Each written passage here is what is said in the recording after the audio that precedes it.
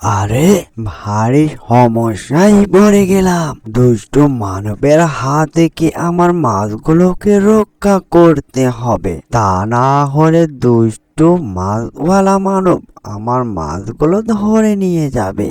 আরে আজকে আমি অনেকটাই মাছ বিক্রয় করেছি, যাক আমার মনটা অনেকটাই ভালো। যাক, আরে এটা আবার কি নদীর পাশে? ও মা, দেখতে তো ভূত, আর ভূতের মতনই লাগে। দেখি তাকে কিছু জিগায়, এই যে তুমি কে, আর নদীর মাঝখানে দাঁড়িয়ে আছো কেন? হ্যাঁ, তোমাকে তো চিনলাম না। এই যে মোরবি মাছওয়ালা, তুমি এই নদীর ধারে যাচ্ছ কেন?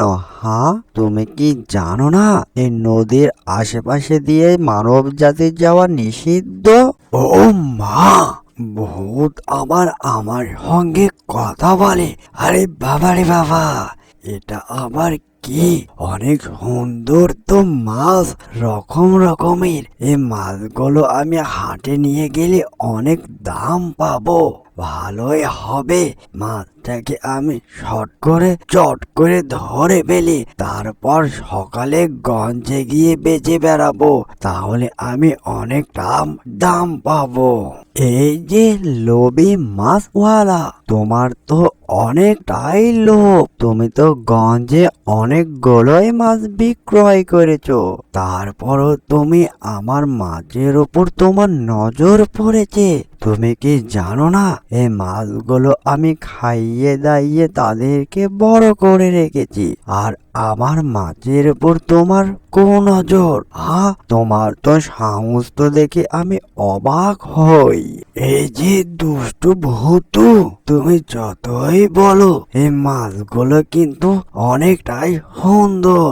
এই মাছগুলো আমি নিয়েই যাব, এগুলো বেচে আমি অনেকটাই দাম পাবো। তুমি যতই বলো, তোমার কথা আমি শুনলে তো।